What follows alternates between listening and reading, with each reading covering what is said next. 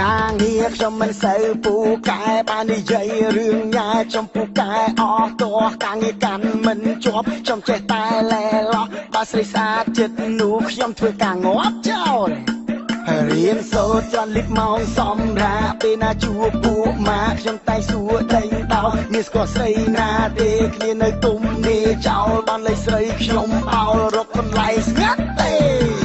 មុខខ្ញុំគួរឲ្យចង់វាយទេបើចូលចិត្តតែញ៉ែពូកែតែរឿងស្រីមុខខ្ញុំគួរឲ្យចង់វាយទេបើចូលចិត្តតែញ៉ែពូកែតែរឿងស្រី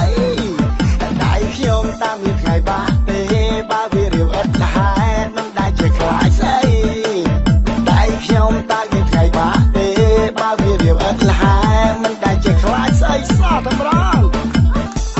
ពីម្ដងពីពី2ដងត្រូវជា4ពី3ដង5 1ពី4ដង8ពី5ដងត្រូវជា10ខ្ញុំចូលចិត្តសង្ហាចូលចិត្តបាយនៅផ្សារចូលចិត្តអាវរូបខ្លាចូលចិត្តអត់ខ្មែរប្រឆាចូលចិត្តរងជាន់ការចូលចិត្តបត់ម៉ាឡាចូលចិត្តមើលតុកតា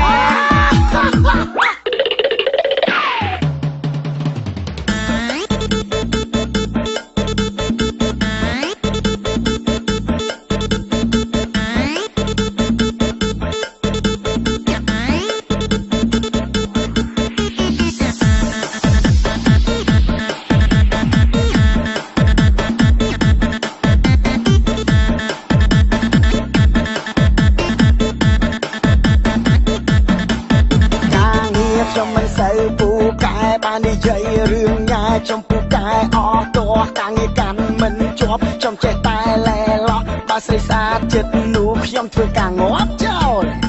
ហើយរៀនសូត្រចន្ទលិបម៉ោងសម្រាប់ពេលណាជួបពូម៉ាខ្ញុំតែសួរដេញដោមានស្គាល់ស្រីណាទេគ្នានៅទុំនេះចោលបានលេខស្រីខ្ញុំបោលរកកន្លែងស្ងាត់ទេមុខខ្ញុំគួរឲ្យចង់វាយទេបើចូលចិត្តតែញ៉ែពូកែតែរឿងស្រីមុខខ្ញុំគួរឲ្យចង់វាយទេបើចូលចិត្តតែញ៉ែពូកែតែរឿងស្រីដៃខ្ញុំតាមមានថ្ងៃបាក់ទេបើវារាវឥតលហែ